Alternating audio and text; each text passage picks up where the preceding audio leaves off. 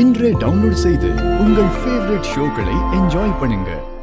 நீங்க ஏங்க இந்த பிடிவாதத்தை விட்டே கொடுக்க மாட்டேங்கிறீங்க? அடம் பிடிக்கிறீங்க. சார், சில விஷயங்கள் சொன்னா புரியும் சார், சில விஷயங்கள் சொன்னாலும் புரியாது. என் வாழ்க்கை அப்படிதான். ஒருத்தவங்களை விட்டு நம்ம பிரிஞ்சிட்டோம்னா அவங்க நல்லா இருக்க கூடாது, கஷ்டப்படணும்னு நினைக்கிறத விட அவங்க நம்ம கூட சேர்ந்து வாழ்றாங்களோ இல்லையோ அவங்க நல்லா இருக்கணும்னு நினைக்கிற மனசு எனக்கு இருக்கு சார். அவர் கூட சேர்ந்து என்னால வாழ முடியலனாலும் அவர் நல்லா இருக்கணும், சந்தோஷமா இருக்கணும், அவருக்கு பிடிச்ச மாதிரி வாழணும். அவரோட என் வாழ்க்கை முடிஞ்சு போன விஷயம் அது மறுபடியும் தொடருமா தொடராதான்னு காலம்தான் முடிவு பண்ணணும். என்னால் அந்த முடிவெடுக்க முடியாது சார். ஏன்னா அந்த முடிவெடுக்கிற கண்ட்ரோல் அது என்கிட்ட இல்ல. அது என் கையை விட்டு போய் ரொம்ப நாள் ஆச்சு. எனக்கு இருக்கிற ஒரே ஒரு ஆசை, அவரோட வாழ்க்கை தப்பா போயிடக்கூடாது, அவரோட உயிருக்கு எந்த ஆபத்தும் வந்துடக்கூடாது. என்ன சொன்னீங்க பாரதி? அவரு எந்த கஷ்டமும் இல்லாம நல்லா இருக்கணும்னு நினைக்கிறேன்னு சொன்னார் சார்.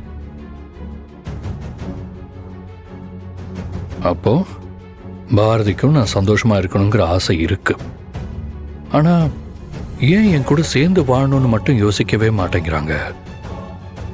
ஒரு நிமிஷம் நான் தான் உங்க பொண்டாட்டின்னு நீங்க சொன்ன அந்த நிமிஷம் நம்ம வாழ்க்கைய அழகா ஆரம்பிக்க முடியும் பாரதி. என்ன நடந்திருந்தாலும் எனக்கு அதை பத்தி கவலை இல்லை. இப்ப இருக்கிற இந்த பாரதிய எனக்கு எப்பவுமே பிடிக்கும். உங்களுக்கு நான் எப்பவுமே காவலா இருப்பேன்.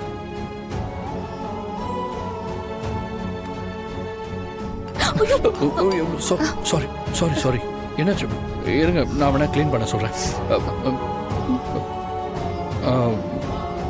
ஐயோ, காஃபி தெளிச்சிருச்சு. இருங்க இருங்க இருங்க, நான் தொடச்சுடுறேன்.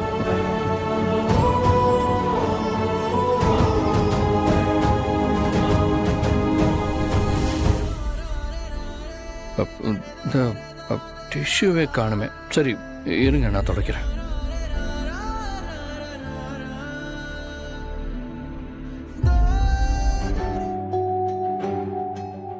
போதும் சார்.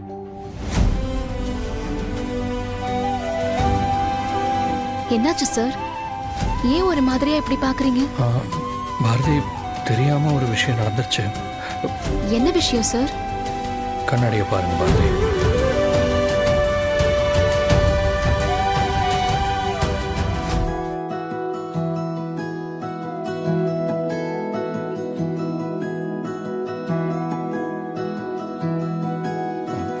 பாரதி, அது நான் தேடும்போது தெரியாம என் கையில குங்குமம் பட்டுருச்சு.